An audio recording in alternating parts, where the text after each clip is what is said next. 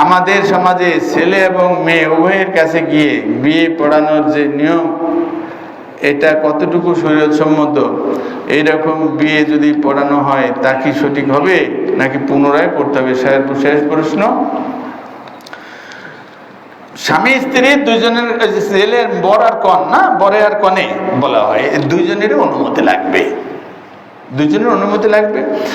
ছেলের অনুমতিটা ছেলের কাছ থেকে ডাইরেক্ট নেওয়া লাগে।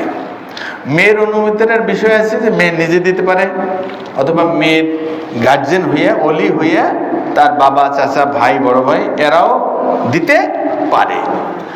এই যে মেয়ের পক্ষ থেকে দায়িত্ব নিল, ডাইরেক্ট মেয়ের কাছ থেকে যদি নেন তাইলে ওখানে সাক্ষী লাগলো, আর মেয়ের গার্জেন যদি হয় তার কাছ থেকেও নিলে দুজন সাক্ষীর সামনে নেওয়া লাগবে।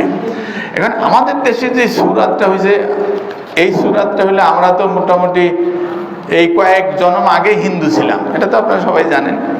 তো হিন্দু ধর্মে এই বিবাহের অনুষ্ঠানটা ওই 7 পাক নেওয়ার আগে ওই মেয়ে বাড়িতে হলুদ পাঠাইতে হয়, ছেলের বাড়িতে হলুদ পাঠাইতে হয়, এরকম অনেকগুলো পর্ব আছে। পর্ব পার কইরা তারপরে 7 পাকে আসতে হয়।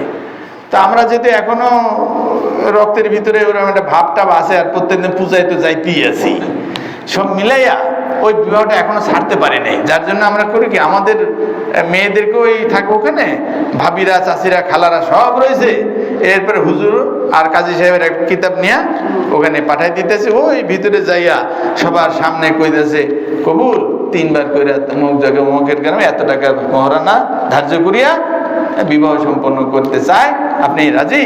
এরকম ওখানে শোনান, সবার কাছে শোনানো হচ্ছে আর কি।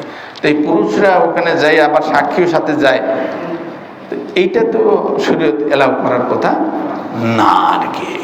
তো এরকম ঘটনা ঘটে গেলে এ বিয়ে তো হয়ে গেছে, কাজটা ঠিক হয় নাই এই যাওয়াটা, আর এই জন্য বিয়া ফিরাইয়া পড়ানোর কোনো দরকার আছে এটা তো না আর কি।